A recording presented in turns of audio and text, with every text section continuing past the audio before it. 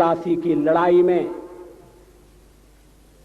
जितने लोग मैदान में लड़ रहे थे उससे ज्यादा लोग मैदान के बाहर खड़े होकर तमाशा देख रहे थे, लड़ाई का परिणाम सुनने की प्रतीक्षा कर रहे थे।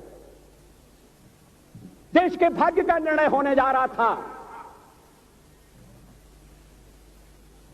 मगर उस निर्णय में सारा देश शामिल नहीं था। विदेश मंत्री के नाते मैं अफगानिस्तान गया था। आपको सुनकर ताज्जुब होगा, अफगानिस्तान के अपने मेजबानों से मैंने कहा मैं गजनी जाना चाहता हूं, गजनी।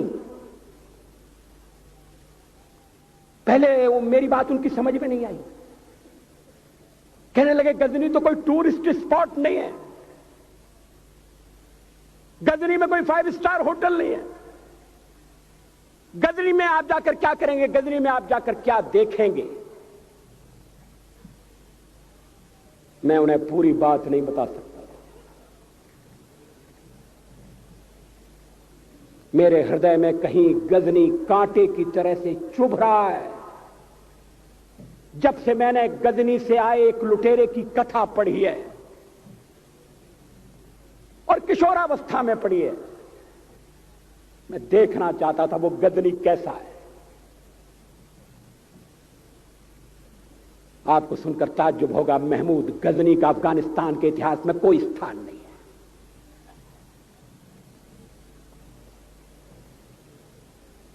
गजनी छोटी सी जगह है, छोटा सा गांव है।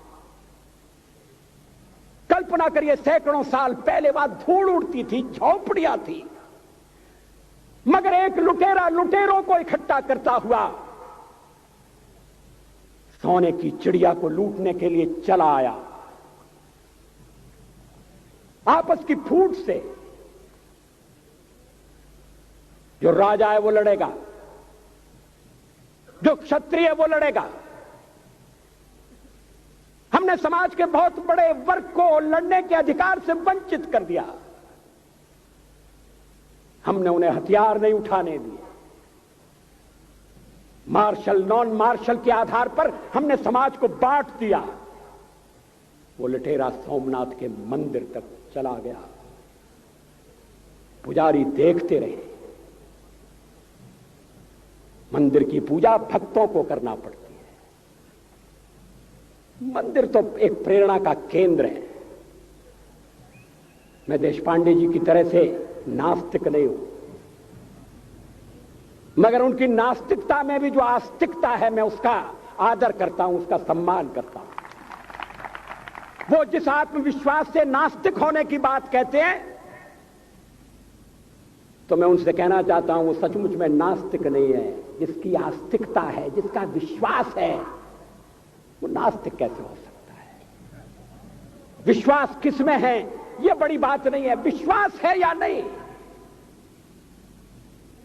हमने समाज के बहुत से बड़े वर्ग को विश्वासहीन बना दिया।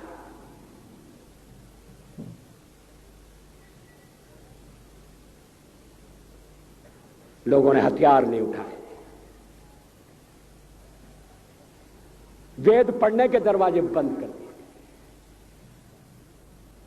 इसलिए हम पादाक्रांत हुए। अफगानिस्तान में मैंने एक बात और देखी। मुझे जिस होटल में ठहराया गया उसका नाम था कनिष्क। अफगानिस्तान एक मुस्लिम देश है। मुझे बड़ा ताज्जुब हुआ, मैंने कहा कनिष्क यहां कहां से आया। तो मेरे साथ अफगानिस्तान के विदेश मंत्री थे। मैंने कहा कनिष्क आपका कौन लगता है, कनिष्क से आपका क्या संबंध है। कहने लगे कनिष्क हमारा पूर्वज है, कनिष्क हमारा पुरखा है। He was one of our forefathers. मैंने कहा तब तो हमारे आपके पुरखे एक हैं। अफगानिस्तान के लोगों ने उपासना पद्धति बदली है, संस्कृति नहीं बदली। आज के भारत के परिवेश में यह सुनने के बाद थोड़ा विचित्र लगता है। हमारे यहां तो धर्मांतरण के साथ राष्ट्रांतरण होता है, ऐसा दृश्य दिखाई देता है। पड़ोसी देशों में ऐसा नहीं हुआ। अभी राम जन्मभूमि का मामला चल रहा है। एक विदेशी आए, कहने लगे राम जन्मभूमि का क्या झगड़ा है। हमने कहा इस पर विवाद हो रहा है कि श्री राम कहां पैदा हुए थे, और जहां पैदा हुए थे वो स्थान उनके मंदिर के लिए प्रयुक्त किया जाए या न किया जाए। वो इंडोनेशिया से आए थे, वो मुसलमान है। कहने लगे हम तो समझते थे कि राम के लिए सारे भारत में आदर होगा, सम्मान होगा। हमने कहा ये आपने कैसे समझा। कहने लगे आप तो इंडोनेशिया आ चुके हैं, इंडोनेशिया में बहुत से लोगों ने इस्लाम स्वीकार कर लिया, मगर श्री राम को विस्मृत नहीं किया, श्री राम को भुलाया नहीं।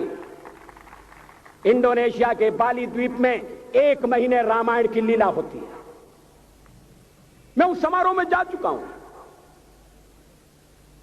उस समय भी विदेश मंत्री मेरे पास बैठे थे। मैंने कहा ये रामायण ये क्या हो रहा है। मैंने कहा एक्सीलेंसी ये मंच पर क्या हो रहा है। कहने लगे एक्सीलेंसी आपको पता होना चाहिए। हमने कहा मुझे तो पता है मगर मैं जानना चाहता हूं। कहने लगे ये रामायण है, ये राम है, ये लक्ष्मण है, ये सीता है। हमने कहा इनसे आपका क्या संबंध है, आप तो मुसलमान हैं। कहने लगे हमारा संबंध बहुत पुराना है, हमारा तब का संबंध है जब हम मुसलमान नहीं हुए थे। थाईलैंड की राजधानी अयोध्या कही जाती है। थाईलैंड के राजा को आज भी राम कहा जाता है।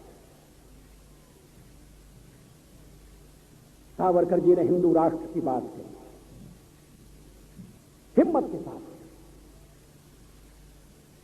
बुनियादी तौर पर भारत हिंदू राष्ट्र है,